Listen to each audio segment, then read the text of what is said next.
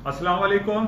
यासीन आपके साथ हाजिर है मंडे मार्केट ओपनिंग प्रीव्यू के हवाले से। कल हफ्ते का पहला दिन होगा यानी मंडे होगा और कल डेट है 20 जुलाई। जैसा कि हर संडे नाइट को आपके साथ में हाजिर होता हूं और कोशिश करता हूं कि हफ्ता और इतवार जो इंपॉर्टेंट इवेंट रहा हो जिसका इंपैक्ट लाजमी जो मंडे की मार्केट ओपनिंग पर होता है उस हवाले से थोड़ा सा आपको आगाही फराहम करने की मैं कोशिश करता हूं। मैं उन तमाम लोगों का पहले तो मैं शुक्रगुजार हूं। बहुत सारे लोग मुझे फ़ोन कॉलें करते हैं और शुक्रिया अदा करते हैं और वो ये कहते हैं कि आपकी स्पीच से और आपकी इंफॉर्मेशन से थोड़ा सा उनको फ़ायदा हो जाता है। और न सिर्फ पाकिस्तान बल्कि पूरे अरब वर्ल्ड से और अमेरिका के कई शहरों से मेरे पास फ़ोन कॉलें आती हैं। मैं उन तमाम लोगों का शुक्रगुजार हूँ। और मैं अगर इसको एक चैलेंज के तौर पर भी ये कहूँ कि मेरी इस उर्दू की जो यूट्यूब क्लिप है एनआई और मार्केट के हवाले से, गालिबन इसका उर्दू में कहीं आपको इस तरीके की इंफॉर्मेशन नहीं मिलेगी जितनी इंफॉर्मेशन मैं कोशिश करता हूँ कि लोगों को जो है आगाही फराहम की जाए, क्योंकि मैं बहुत अरसे से इस मार्केट में हूँ और मैंने बहुत अरसे से कभी कहीं कोई ऐसी क्लिप ऐसी इंफॉर्मेशन नहीं देखी जो अमेरिका, यूरोप और एशिया की जो फाइनेंशियल मार्केट है या even gold and silver and crude oil के हवाले से वो इंफॉर्मेशन प्रोवाइड करते हों। इस प्लेटफॉर्म पे मैं यूट्यूब के प्लेटफॉर्म की बात कर रहा हूं कि इस प्लेटफॉर्म पे मुझे कहीं कहीं ऐसी सर्विसेज दिखाई नहीं दी। इसी बेसिस पे मुझे बहुत सारे लोगों ने इनकरेज किया और कहा कि आप इस तरीके से जो स्पीच आप देते हैं, पहले वॉइस मैसेज था, अब आप इस तरीके से दिया करें। तो बहरहाल ये काफ़ी लोग इसको सराह रहे हैं, बहुत सारे लोग इसको सब्सक्राइब कर रहे हैं और डेली बेसिस पे मेरे पास मैसेजेस आते हैं कि प्लीज़ यासिन भाई इस नंबर को भी आप ऐड कर लें। मैं उन तमाम लोगों का शुक्रगुजार हूँ और मेरी हतमुल इम्कान ये कोशिश होती है कि मैं कम वक्त में ज़्यादा से ज़्यादा चीज़ें आपको बता दूँ ताकि आप लोग अपने पोर्टफोलियो को बेहतर तौर पर मैनेज कर सकें। तो बहरहाल इस हफ्ता और इतवार में जैसे कि मैं हमेशा आपसे कहता हूं कि हमारे पास दो पूरी दुनिया की इकोनॉमी जो है वो ओपन रहती है। एक तदावुल ऑल शेयर जो सऊदी अरब का इंडेक्स है और इसी तरीके से TA इंडेक्स है जो कि इसराइल तल अवीव का है। यहां से थोड़ी बहुत हमें इंडिकेशंस मिल जाती हैं कि मंडे की मार्केट ओपनिंग क्या हो सकती है। तो इस हवाले से आज इंपॉर्टेंट कोई ऐसी खास इंपॉर्टेंट न्यूज़ नहीं है जिसका इफेक्ट पॉजिटिव या नेगेटिव मार्केट पे पड़े और मैं आपसे ये कहूं कि जनाब मार्केटें बहुत ऊपर खुलेंगी या बहुत ज़्यादा नीचे डाउनफॉल हो जाएंगी, ऐसा कुछ भी नहीं है। आज हफ्ता और इतवार में मार्केट में कोई ऐसी न्यूज़ नहीं रही जिसका इफेक्ट कल की जो अभी चंद घंटों के बाद मार्केट खुलेगी उस पर इफेक्ट पड़े। लेकिन ओवरऑल जो सिनेरियो हम चेक कर रहे हैं कि मार्केट में हो क्या रहा है, बेसिकली इस 2 दिनों में खास तौर पे जो इंपॉर्टेंट इवेंट था वो G20 की मीटिंग थी जो कि रियाद में हुई, जो कि वर्चुअल मीटिंग आजकल हो रही है। जैसे आपको पता है कि जब से ये कोरोना वायरस पैंडेमिक का सिलसिला शुरू हुआ है, तमाम स्कूल, कॉलेजेस और तमाम यूनिवर्सिटीज के जो स्टूडेंट्स हैं वो जितनी भी कॉन्फ्रेंसेस हो रही हैं, चाहे वो अमेरिका के फेडरल रिजर्व बैंक की कॉन्फ्रेंस हो या यूरोपियन सेंट्रल बैंक की कॉन्फ्रेंस हो, वो तमाम वर्चुअल हो रही हैं। यानी वो डिफरेंट जो चैनल्स हैं यानी जूम टेक्नोलॉजी है या मीडिया प्लेयर हैं उसके थ्रू मीटिंग्स हो रही है। एक हॉल में बंद कमरे में ये मीटिंग्स अब नहीं हो रही हैं। तो ये वर्चुअल मीटिंग थी G20 की जो कि रियाद में मुनक्किद हुई और पूरी दुनिया के जो G20 के ममालिक थे जो ग्रुप ऑफ 20 कहलाते हैं उन्होंने इसमें शिरकत की और मुख्तलिफ पहलुओं पर उन्होंने गौर किया और इसका जो रिजल्ट आया यानी इसकी जो कंक्लूडिंग रिमार्क्स आए उसमें यही कहा कि जो कि हम पॉजिटिव कह सकते हैं कि जनाब पूरी दुनिया जो पिछले 6 महीने से कोरोना वायरस पैंडेमिक के आताप का शिकार है और इकोनॉमिक पहिया पूरी दुनिया का रुका था उसको बेहतर करने के हवाले से एक इयादा किया गया है, एक पॉलिसी मेंटेन करने की बात की गई है। इसको हम पॉजिटिव कह सकते हैं। एक बात। दूसरी जो मीटिंग हमारे सामने पैरेलल चली थी वो यूरोपियन समिट थी। उस समिट में थोड़ी सी खलफशार हमें दिखाई दी। स्वीडन और लग्जमबर्ग के प्राइम मिनिस्टर्स ने अपने तहफ्फुज़ात का इजहार किया और उन्होंने ये कहा कि जो बिलियंस ऑफ यूरोज की जो इन्वेस्टमेंट या फंड मैनेज किया जा रहा है उससे वो लोग नाला हैं, खुश नहीं है, जिस बेसिस पे थोड़ी सी नेगेटिविटी दिखाई दी है। लेकिन ये it is a part of the game. जब कोई 20-25 लोग आपस में मीटिंग में बैठते हैं, बातें करते हैं तो कहीं ना कहीं इख्तलाफात भी दिखाई देते हैं। लेकिन ये इख्तलाफ इतने संगीन नौयत के नहीं है जिस बेसिस पे मैं आपसे ये कह दूं कि नहीं कल की मार्केटें जो हैं वो तमाम डाउन होंगी, माइनस में होंगी या रेड टेरिटरी में मार्केट खुलेंगी। ऐसी कोई सूरत हाल बर्पा नहीं है। तो G20 की और यूरोपियन समिट की जो मुलाकातें हुई वो निस्बतन बेहतर हुई, अच्छे माहौल में हुई। वर्चुअल मीटिंग थी, मोबाइल, कंप्यूटर और लैपटॉप पे ये मीटिंग थी। इस हवाले से हमारे पास कोई नेगेटिविटी इतनी ज्यादा नहीं है। अगर इन लॉन्गर पीरियड ऑफ टाइम में हम नेगेटिविटी का पहलू को जायजा लें तो हमारे पास एक खबर जो कि अखबारात में आज आई हुई है, अमेरिका बर्तानिया के साथ मिलकर पैसिफिक एरिया में एक अपना जंगी जहाज, जंगी बेड़ा, जिसको कहा जाता है कि दुनिया का सबसे बड़ा जो जंगी बेड़ा है अमेरिका के ऊपर, जो जहाजी जो तैयारा है, तैयारा साज एक जहाज होता है जो शिप कहलाता है, वो खड़ा करने के लिए जा रहा है पैसिफिक रीजन में, यानी पैसिफिक ओशन में, या आपको कह लीजिए कि जो इंडियन ओशन है या सदर्न जो चाइनीज वाटर्स हैं उसके ऊपर अमेरिका का ये प्लान है कि वो बर्तानिया के साथ मिलके वहां पर एक जंगी बेड़ा खड़ा करे, ताकि पूरे जिस तरीके से चाइना पूरे एशिया पर कब्जा करता चला जा रहा है, इवन के पूरी दुनिया पर उसके कब्जा शामिल है, हम कह सकते हैं कि चाइना जिस तेजी से पूरी दुनिया में फैलता चला जा रहा है उसको रोकने के लिए अमेरिका ने बर्तानिया के साथ मिलकर पैसिफिक वाटर्स पे एक जंगी बेड़ा खड़े करने की तैयारियां की हैं।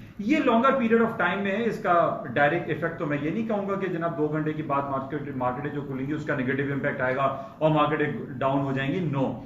इसका एक लॉन्गर पीरियड ऑफ टाइम में एक नेगेटिविटी पहलू हो सकता है, लेकिन अभी इसका हम ये नहीं कह सकते। बहरहाल एक न्यूज है, खबर है, इसको आप जहन में रखें। बाकी जो ओवरऑल समा मैं आपसे बात करता हूं कि पूरा जो समा बंधा हुआ है इस वक्त पूरी दुनिया में, वो billions and trillions of dollar के इकोनॉमिक पैकेजेस के हैं, हालात बेहतर होने की खबरें हैं। अच्छा, इसके अलावा ये हफ्ता हमारे लिए बड़ा इंपॉर्टेंट होगा। अमेरिका के सेनेट में, अमेरिका के कांग्रेस में, अमेरिका के हाउस ऑफ रिप्रेजेंटेटिव में एक और बिल पास होने के लिए जा रहा है या पेश होने के लिए जा रहा है, जो कि न्यू इकोनॉमिक पैकेज होगा। जिस तरीके से 3 से 4 महीने पहले हमने देखा था कि अमेरिका ने ट्रिलियंस, 3.5 ट्रिलियंस ऑफ डॉलर के इकोनॉमिक पैकेजेस का ऐलान किया था, क्योंकि लोग लॉकडाउन शटडाउन की वजह से घरों में मुकीम होकर रह गए थे, उनके पास जो फाइनेंशियल क्रंच की वजह से वहां की हुकूमत ने $1200, किसी को $2000, किसी को $500 के जो है डिपॉजिट उनके बैंक में कराए थे। ये एक्सपायर हो रहा है 31 जुलाई को। तो 31 जुलाई के बाद जाहिर लोगों को दोबारा पैसे की जरूरत पड़ेगी। तो $350 बिलियन का इकोनॉमिक पैकेज पेश होने के लिए जा रहा है इन तमाम हाउस ऑफ रिप्रेजेंटेटिव में, सेनेट में और कांग्रेस में। बहरहाल ये पॉजिटिव है और पॉजिटिव खबर है। इस बेसिस पे ये कहा जा सकता है कि अमेरिका की इकोनॉमी सिचुएशन मजीद बेहतरी की तरफ जाएगी और स्टॉक्स मार्केट में तेजी होगी। जिस तरीके से पहले भी ये तज्जियाती मुतालियाती बात हो चुकी है कि जितने भी billions and trillions of dollar के इकोनॉमिक पैकेजेस अनाउंस होते हैं उसमें स्टॉक मार्केटें ऊपर की तरफ जाती है, प्लस गोल्ड की कीमतों में भी इजाफा होता है। तो यही सूरत हाल बरपा रहेगी कि जिस तरीके से हम देख रहे हैं कि यूरोपियन यूनियन भी 750 ट्रिलियंस ऑफ डॉलर के जो ग्रीन पैकेज की बात कर रहे हैं, तकरीबन 8 ट्रिलियंस ऑफ डॉलर के इकोनॉमिक पैकेज का उसका सिलसिला चल रहा है। तो ये जो सारे इकोनॉमिक पैकेजेस हमारे सामने चल रहे हैं, इन बेसिस पे तो हम यही कह सकते हैं कि स्टॉक मार्केट में कोई नेगेटिविटी का पहलू हमारे पास मौजूद नहीं है। इवन के गोल्ड की मार्केटें भी जो है वो हायर साइड पे जाएंगी। तो ये इंपॉर्टेंट खबरें हैं कि जनाब जो पैकेजेस हमारे पास अनाउंस हो रहे हैं इस पे हालात मजीद बेहतर हो सकते हैं।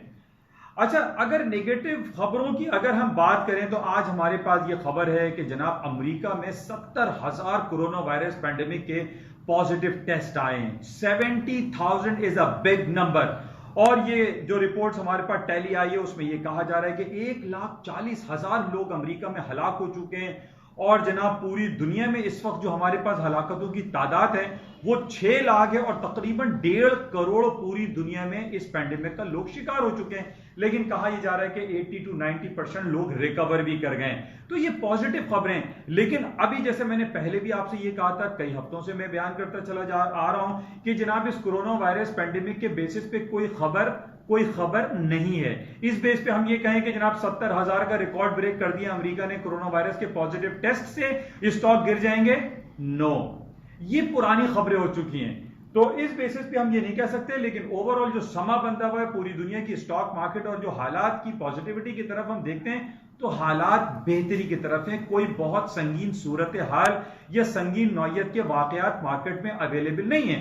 पिछले हफ्ते हमारे पास आर्मीनिया और अजरबैजान की खबर थी, वो भी अभी खत्म हो चुकी है। वहां जो जंगी कैफियत थी वो रुक चुकी है। तो इन बेसिस पे हम सिर्फ ये कह सकते हैं कि मार्केटों में पॉजिटिविटी का जो माहौल है वो बना रहेगा। अच्छा, इसके साथ ही पिछले हफ्ते हमारे पास बहुत सारी अर्निंग रिपोर्टें आई थी। अमेरिका की बड़ी बड़ी कंपनी, खासतौर पर जो नेटफ्लिक्स की रिपोर्ट थोड़ी निस्बतन खराब आई थी, लेकिन रेवेन्यू जनरेशन में इजाफा हुआ था।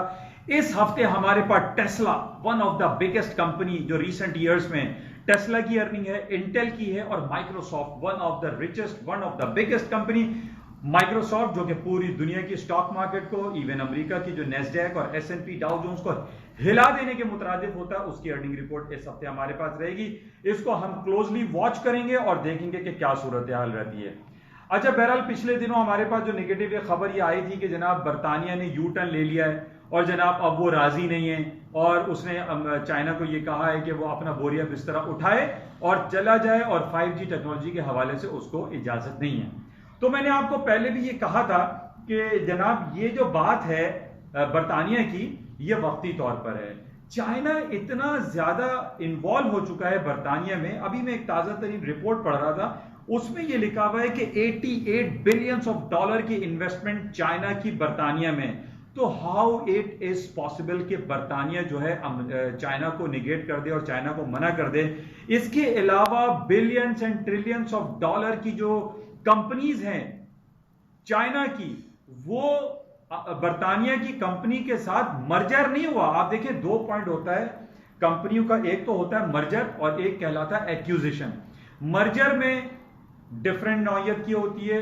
मर्जर जो है वो ऐसा नहीं है कि 100% चाइना का हो या 100%। एक्यूजिशन में दोनों मिल जाते हैं, यानी चाइना ने बहुत सारी बरतानिया की कंपनी को एक्यूजिट कर लिया है, उसको खरीद लिया है, उसका नाम अब चाइना का चढ़ चुका है। तो ये एक्यूजिशन है, मर्जर नहीं है। तो बिलियंस ऑफ डॉलर की जो कंपनीज है चाइना की या बरतानिया की, बरतानिया ने उसको, चाइना ने उसको एक्यूजिट कर लिया है।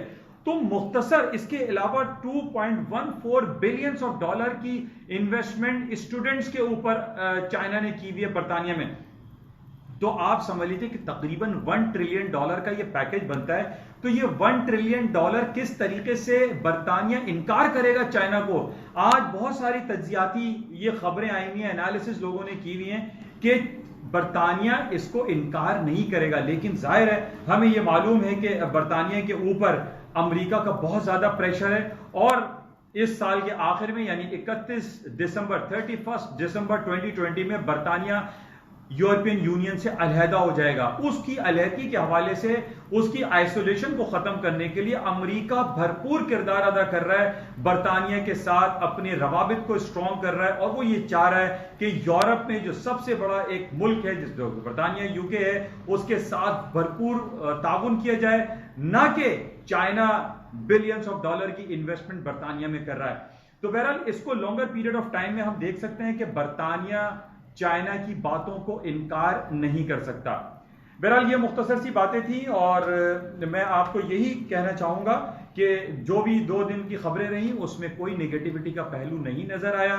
मार्केटें बहुत ज्यादा प्लस में तो खुलती हुई दिखाई मुझे नहीं दे रही, लेकिन market average plus minus 100 market खुलेंगी, क्योंकि बहुत बड़ा कोई नेगेटिव या पॉजिटिव इवेंट हमें नजर नहीं आया। लेकिन ओवरऑल सिनेरियो पॉजिटिव हम कह सकते हैं। इसी तरीके से गोल्ड की मार्केटों में हम तेजी गिरदान सकते हैं, जिस तरीके से मैंने आपसे कहा कि जनाब इसराइल, फलस्तीन और ये जो मसाइल चल रहे हैं सीरिया और यमन और सऊदी अरब के, इस बेसिस पे गोल्ड की कीमतों में तेजी रहेगी। प्लस गोल्ड इस वजह से भी तेज रहेगा कि billions and trillions of dollar के दोबारा इकोनॉमिक पैकेजेस अनाउंस होने जा रहे हैं।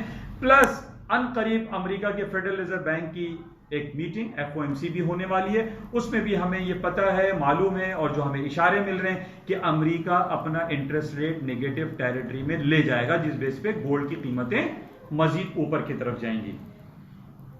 बाकी तेल की हम बात कर लेते हैं। जिस तरीके से पूरी दुनिया की स्टॉक मार्केट है ऊपर की तरफ है, और ये 31 जुलाई को डीप कट की जो बात हमारे सामने आई है, और जो अभी पिछले हफ्ते OPEC प्लस की मीटिंग हुई थी, उसमें ये ऐलान हो चुका है कि वो 2 मिलियन बैरल पर डे की कटौती पे इंटैक्ट हैं।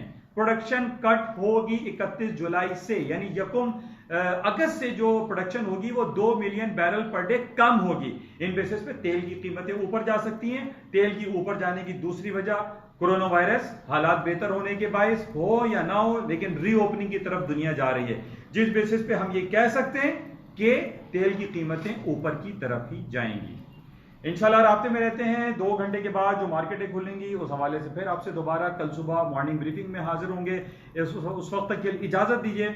और जाते हुए मैं आपसे रिक्वेस्ट हमेशा ही करता हूं, आज भी ये रिक्वेस्ट है कि प्लीज़ ये बेल आइकन के साथ इस यूट्यूब चैनल को सब्सक्राइब करें, लाइक करें और अपने दोस्त अहबाब में इसको स्प्रेड करें। प्लस जो स्टूडेंट्स हैं इकोनॉमिक्स एंड बिजनेस फाइनेंस के, उस हवाले से जो खास तौर पे इंटरनेशनल फाइनेंशियल मार्केट को स्टडी करते हैं, वो इस यूट्यूब चैनल को जरूर सब्सक्राइब करें। Thank you. खुदा हाफिज।